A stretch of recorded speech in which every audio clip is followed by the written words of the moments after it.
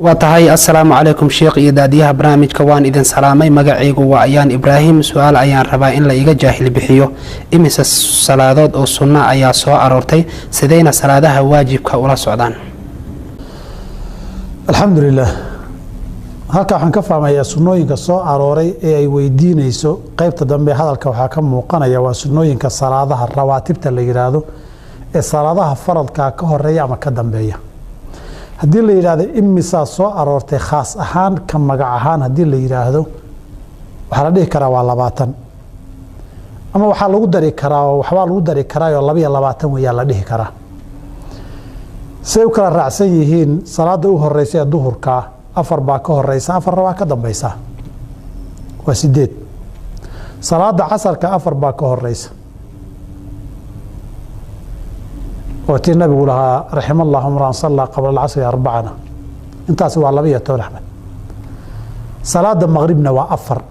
لبا كهوريسا والنبي صلوا قبل المغرب صلوا قبل المغرب صلوا قبل المغرب لمن شاء ويري يا لبا رعدود ka dambaysa afar way maghrib kana laba iyo laba intaas waxaan filayaa waa 16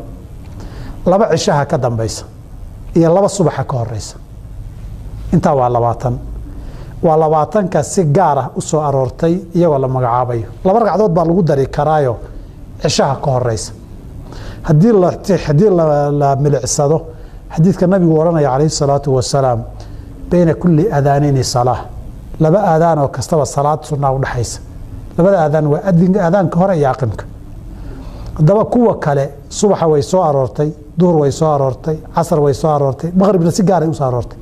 midda aan si gaar ah loo magacaabin ama nabigu tukan jiray gaar ah looga warinin waa cisha umumka xadiidka hadii la qaato la yiraahdo cishahana laba ka horeysa leen sunankan watarka ahayn laba ugu yare rawaatibta intaan aragnayna laba ugu yar oo halka laba laga dhiriyana 22 bay noqonaysa marka sida aan sheegnay way tiraahan يسأل صلاة وكان رأسه بالله توفيق